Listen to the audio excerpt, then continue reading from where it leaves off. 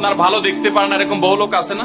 এই হিংসা করলে অনেক সময় বদনজর লাগে, বদনজর। আপনার ভালো কিছু হতে আরেকজনের জ্বালা পড়া শুরু হয়েছে, এর কারণে অনেক সময় মানুষ ক্ষতিগ্রস্ত হয়। বহুবার এই সূরা পড়ে তৎক্ষণাৎ একেবারে পড়ার সাথে সাথে আমি কার্যকরিতা আমার চোখে বহুবার দেখেছি, আলহামদুলিল্লাহ। নবী সাল্লাল্লাহু আলাইহি ওয়াসাল্লাম এক সাহাবীকে বলেছেন, তুমি কি জানো আজকে রাতে যে দুইটা সূরা আমার প্রতি নাজিল হয়েছে, যে আয়াতগুলো নাজিল হয়েছে, এইরকম আয়াত কোরআনে আরেকটা নাজিল হয় নাই।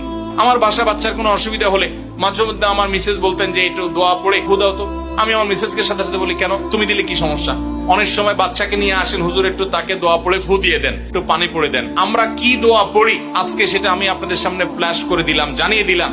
আপনার যদি কোনো বিপদ হয়, আজকে অনেক ভাই প্রশ্নে লিখেছেন, অনেক সময় মানুষ বলে, ভাই আমার বাচ্চাটার এই সমস্যা, আমার ওই ওয়াইফের এই সমস্যা, আমার স্বামীর এই সমস্যা, আমার এই সমস্যা।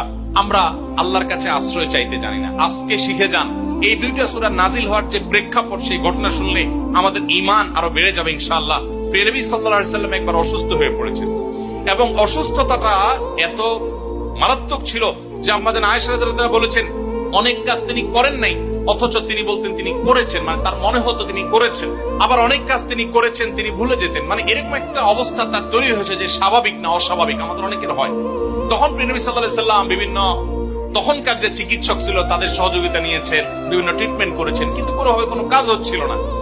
আল্লাহ রাব্বুল আলামিন তার নবী সাল্লাল্লাহু আলাইহি ওয়াসাল্লামের চিকিৎসার জন্য দুইজন ফেরেশতা পাঠিয়েছেন। তাদের একজন ফেরেশতা নবী সাল্লাল্লাহু আলাইহি ওয়াসাল্লাম স্বপ্নে